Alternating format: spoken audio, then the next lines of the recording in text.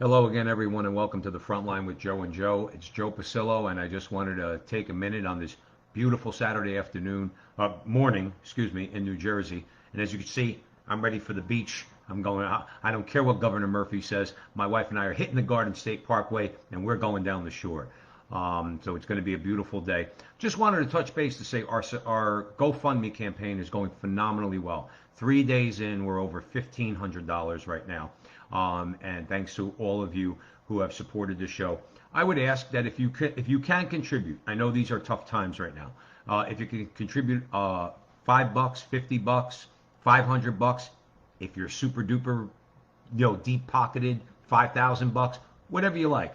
But most importantly, keep us in your prayers, as you are all in our prayers.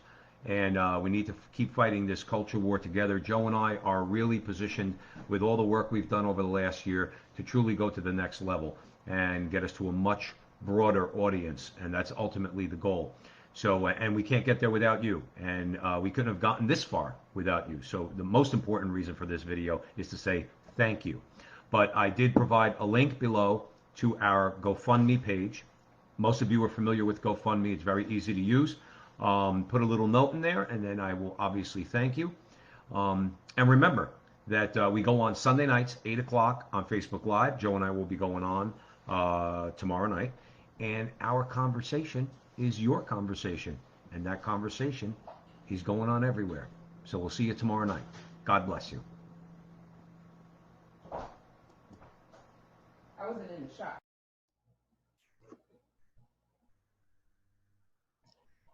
Hello again, everyone, and welcome to the Frontline with Joe and Joe. It's Joe Pasillo, and I just wanted to contact everybody, just go over a couple things, give you a little bit of a preview for what's going on for Sunday. Remember that we're going live Sunday night, 8 o'clock on Facebook Live.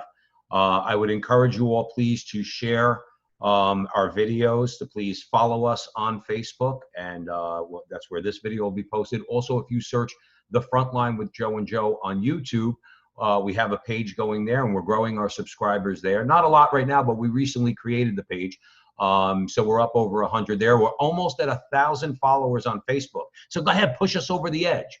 And we're doing very, very well. We're expanding our reach through social media. Joe and I are doing a lot of different things. We're already on the radio on the Crusade channel. I would encourage everybody to visit the crusadechannel.com. That's Mike Church's station. There's a lot of great content on there. They're doing a 30-day free trial so that you can see all the content on there. Mike Church, Joe and Joe, Rick Barrett, Aaron Barker, Brother Andre Marie. This is all great content and stuff that's right up our alley.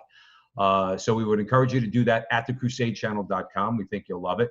And please, if you're feeling a little bit generous and you want to contribute and support the Frontline with Joe and Joe, I've been posting on our page and on my personal page our GoFundMe campaign. It's only been live for a little bit more than 2 days, like 2.5 days. We're already at $1,500. We want to raise $10,000. That might be a tall task, but obviously we'll take anything we can get. On the GoFundMe page, I put on there all the things that we need the money for, whether it be equipment or promotion, a lot of different things that Joe and I want to do. We are poised to go to the next level. That's where Joe and I are at, and we're very excited about that. It's because of all of you who support us and listen to us. So if you want to give and you want to contribute, most importantly, pray for us, as we all should be praying for one another. That's the greatest support. The greatest support comes from God's grace, and that's why Joe and I are doing what we're doing. And I was talking to somebody earlier today, and I mentioned it on our Crusade Channel show last week, is that the greatest counter-revolutionary act we all could do right now is to open our mouths and speak the truth. There's a lot of darkness. There's a lot of lies going on out there, and it could be just amongst your family members, your friends. It could be starting a podcast and creating a fellowship with others, as we have with the Angry Catholic, with Crusade Channel, where we're forming these bonds where we're all on the same page. I want to read you a couple quotes, okay? Not from the politics that's going on. I'm going to tell you what we're going to be going over, but from 20th century poetry. Speaks volumes. T.S. Eliot, probably the greatest poet of the 20th century. He had a very good quote. Joe Resinello had posted it on his page, and I think it speaks directly to what we're trying to do here, and many other people are doing out there on social media to try to defeat this cultural Marxism that is barraging us right now in so many different forms. Quote, the world is trying the experiment of attempting to form a civilized but non-Christian mentality. The experiment will fail, but we must be very patient in awaiting its collapse. Meanwhile, redeeming the time so that the faith may be preserved alive through the dark ages before us, to renew and rebuild civilization and save the world from suicide. Save the world from suicide. Because right now, especially when you, not just in America, when you look at the suicide that Europe has been attempting for what? The last 50 years, as long as I've been alive, okay? And the current path towards suicide that America is on right now, we must speak up. We must speak up. Now, we are going to patiently await their collapse, because this revolution that we're facing is not of God. And because it's not of God, it will collapse. We are us. We are of God. Therefore, our counter-revolution will prevail. We have to pray. We have to speak. We have to act in truth and love. Of course, charity. But I want to read you another quote from William Butler Yeats. And this is a very short quote, but it really speaks to, again, what's going on out there right now. He's speaking, of course, and now he's writing about his times. This is the early part of the 20th century. But the quote is kind of timeless, particularly when you look at the news right now. Keep that in mind. The best lack all conviction, while the worst are full of passionate intensity. Turn on your television, and when you see the revolutionaries on TV, they are the worst, but they are full of passionate intensity. They're burning down cities. They're shooting cops. Okay, they're blowing up businesses. They're taking over cities. Like Seattle has basically just been a major metropolitan area in the United States. Seattle, Washington has been taken over by the mob. They are full of passionate intensity. Now, we represent the best. Why? Because we're so much better? No. But we know the truth. We know the moral law. We know the natural law. We want to embrace those things in our society. We want to invite God back into our society. But we can't lack the conviction needed to go out there and fight this fight. Like I said, it could just be a word to a friend or a family member, showing them we are not going to kowtow to this current revolution. Not only are we not going to kowtow to it, okay, we're going to fight against it. We are going to do everything we can to fight against it, okay? And that's what I wanted to say to you today. And also, just to give you a heads up, Joe and I have a great show that we have planned for you for Sunday night, 8 o'clock on Facebook Live. There's a great letter that General Flynn just wrote. It could have been written by a Catholic bishop, a faithful Catholic bishop. General Flynn, who's going through a lot of stuff right now, had a great article in the Western Journal. We're going to be talking about that. We're going to be talking about some Democrats. Some Democrats are not crazy. I know that's hard to believe when you look at the representatives of their party, when you look at Schumer, particularly Pelosi, and when you look at many others, okay, particularly the radical left that's taken over that party. There are some Democrats who are sounding a little iffy about supporting this current crop of Democrats who right now, let's face it, they represent the Democrat Party. People like Joe Manchin from down in West Virginia, who might support President Trump. We don't know. That's a very interesting story. Of course, Joe and I are going to cover abortion because abortion is the preeminent issue of our time. And there's just so many stories around it.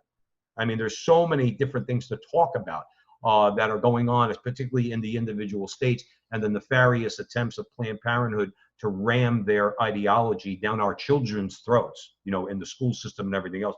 So we're going to have to talk about that. The Democrats might have overshot when you look at Whitmer, when you look at Murphy, when you look at Cuomo, when you look at de Blasio, when you look at Tom Wolf, when you look at all these governors. They might have overshot.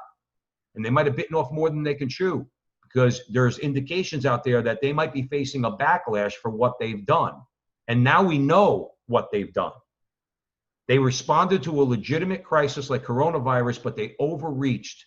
And now they might pay the price. At least we hope they might pay the price. Keep in mind, Donald Trump is back out on the campaign trail. So that's, what they've done, like I said, might backlash on them.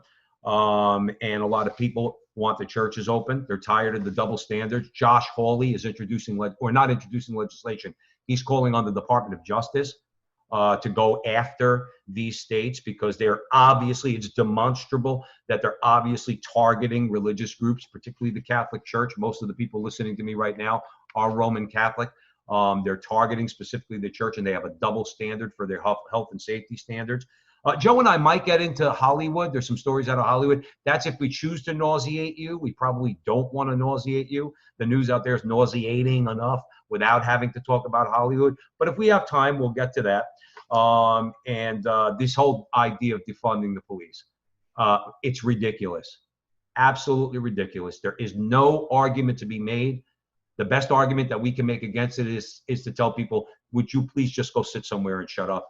We're not defunding the police. Absolutely not. It's a ridiculous idea. And we're going to talk about Mike O'Meara, the New York State union boss, police boss, who basically just read the press, the riot act the other day, defending himself and defending his cops.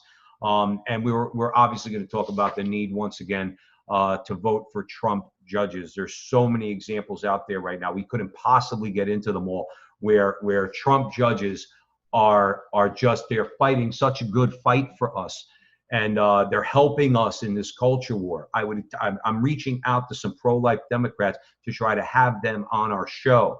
People like Kristen Day, I'm hoping to have her on the show, where we could talk about how the Republican Party can adapt some of its policy positions to accommodate the 22 million pro-life Democrats out there, who basically the Democratic Party has said, we're not changing the platform for you. We don't care what you have to say about abortion. Our party is abortion on demand, and that's it. Republicans need, and Donald Trump has done it, and Republicans need to extend a hand to him to get many of these pro-life Democrats out of that godforsaken party. These are good people. These are really good people. They respect life and family. Okay, if you go to the website for Democrats for Life, okay, you're basically talking about people who want certain things the Democrat Party used to represent, like workers' rights and things like that, okay, while at the same time they're pro-life and pro-family. So we need to woo these people into the Republican Party, and it's a great idea if the Republicans actually sit down and take a page from Donald Trump's playbook. So we have a lot to talk about, all right? We always have a lot to talk about, because as Joe and I always say on the front line with Joe and Joe, the left, they're serving it up to us, and we're Barry Bonds standing at home plate ready to knock their lies into San Francisco Bay. There's a lot of them, and that's why we're here, and that's why we appreciate all the support you give us. So remember, 8 o'clock Sunday night, Facebook Live. Share our page with your friends. Follow us on Facebook. Subscribe to us, please, on YouTube. Just do a search, The Frontline with Joe and Joe. I would say put in The Frontline with Joe and Joe into your toolbar, but it's one of those, generic URLs. I'd rather just tell you, go and search The Frontline with Joe and Joe. You'll see our ugly mugs come up there. Subscribe, hit the little button so we could build up our viewership there. Please, like I said, if you'd like, contribute to Joe and Joe. We're grateful anyway for your prayers and your support, but if you could throw in a few bucks, on our page you have the GoFundMe link, where you could go and throw in a few bucks. People have been very generous with us up till now. Some really nice donations. Like I said, it's only been about 2.5 days. We're already at $1,500. And Joe and I are getting no money from that. We're just simply pouring it into this little project that we have, so that in the future, it's not such a little project, it's a big one. And all of you will have helped us get there. But remember, let's not lack all conviction. Okay, let's get out there and let's continue to fight this fight. Let's continue to open our mouths. And remember that our conversation is your conversation. And that conversation, it's going on everywhere. So we'll see you Sunday night, 8 o'clock on Facebook Live. Peace and God bless you.